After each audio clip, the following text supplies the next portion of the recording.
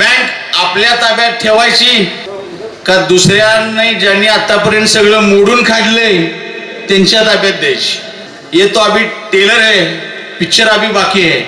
याच्यापूर्वीचा chairman कुठला 8ला जाऊन बसत होता का? गाडी काढायचा आणि कुठे फिरायचं आता मला काय माहित नाही. पण पुढील लोकांना एकनाथ पाटील नको आहे.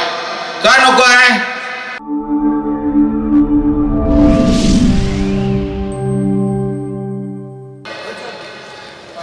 ही बँक पुन्हा एका नेत्यांच्या घरातली नाही. ही बँक आहे, ही आपल्या सर्वांची बँक आहे, आपल्या सर्वसामान्य सभासदांची बँक आहे. आणि सर्वसामान्य सभासदांची बँक सर्वसामान्य सभासदांच्या ताब्यात राहावी म्हणून हा एकनाथ पाटील साहेब आपल्यासाठी लढतायत. घडलेल्या घटना गेली 10-12 दिवस कमिटीनं आपल्या समोर मांडलेल्या आहेत. एक ध्यानात ठेवा, ही बँक सर्वसामान्यांची आहे आणि सर्वसामान्यांच्या सभासदांच्या ताब्यात राहावी याच्यासाठी पुढील 10 दिवस आपल्याला रात्रीचा दिवस करायचा आहे. कारण शत्रू एकवटलेला आहे. मला टीका करायची नाही आहे कुणावर, पण ज्या माणसानं हजारो लोकांच्या हाताला रोजगार दिला, म्हणजे साहेबांनी आकडेवारी तर पुढच्या माझ्या काही भाषणात येत जाईल मित्रांनो, ह्या माणसानं हजारो आपल्या मुलांना रोजगार दिला. अण्णासाहेब पाटील महामंडळांची बरीच प्रकरणं केली. साहेब, मला सांगायला आवर्जून आनंद वाटतोय, घर प्रत्येकाच्या कुटुंबातील एक महत्वाचा विषय असतो म्हणजे घर बांधणी. आणि सर्वसामान्य गरीबातल्या गरीबाला सुद्धा कशा पद्धतीने सभासदाला न्याय देता येईल, घर बांधायला मदत करता येईल, एकनाथ पाटील साहेबांनी प्रयत्न करून हजारो घरं उभारली, हजारो संसार उभारले. बँकेचा आलेख हा चढताच आहे. बघतोय आपण की बँक कशा पद्धतीने मोठी होते. आणि काही विरोधक मंडळी तिकडे आहेत 40 वर्षाच्या काळामध्ये असणारी, त्यांचा आलेख काय आहे, पाटील साहेबांचा आलेख काय आहे आपण बघितलंय.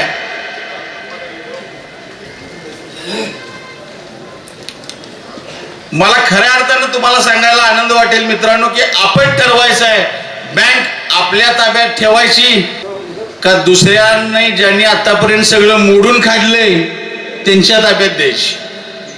मित्रांनो, ही सुरुवात आहे. पाटील साहेब, ये तो अभी टेलर है, पिक्चर अभी बाकी है. पुढच्या सगळ्या आकडेवारी त्यांना त्या व्यासपीठावर मिळतील. पण आपल्या सर्वांची जबाबदारी आहे साहेब, काहीही झालं तरी येत्या 24 तारखेला बँक ही आपल्या एकनाथ पाटील साहेबांच्या ताब्यातच राहायला पाहिजे. मित्रांनो, जवळून बघितलंय, असला कुठला महाराष्ट्रातला मला चेअरमन दाखवा जो सकाळी 8 वाजल्यापासून संध्याकाळी 8 वाजेपर्यंत बँकेत बसतोय. कामाला आहे होय तो? हाय का कुठला चेअरमन? असेल तर मला दाखवा. माझी आकडेवारी म्हणजे माझा अभ्यास तसा तोकडा असेल, पत्रकार बंधूंना माझं आव्हान आहे, तसं असेल तर व्यासपीठावर सांगावं. याच्यापूर्वीचा चेअरमन कुठला 8ला जाऊन बसत होता का? गाडी काढायचा आणि कुठे फिरायचं आता मला काय माहित नाही. त्याबद्दल पुढे बोलेन मी. या माणसानं बँकेसाठी खरंच वेळ दिलाय. स्वतःची बँक घरची बँक समजून अतिशय प्रामाणिकपणे काम केलंय. बरेच आपल्या इथं आता कर्मचारी उपस्थित असतील.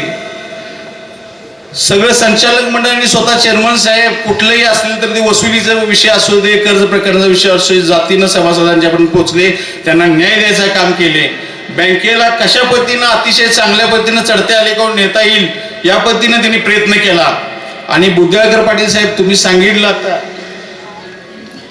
काय, तसं म्हणलं तर काय गरज नव्हती, पण त्या बँकेवर कुठल्याही पद्धतीचा बोजा पडू नये, सभासदांचं हित जपावं, बँकेचं हित जपावं, बँक अतिशय चांगल्या पद्धतीनं राहावी या उद्देशानंच एकनाथ पाटील साहेबांनी एक्झिट पोल, पत्रकार बंधूंजवळ आहेत, एक्झिट पोल काय आहे ते तुम्हाला सांगतील.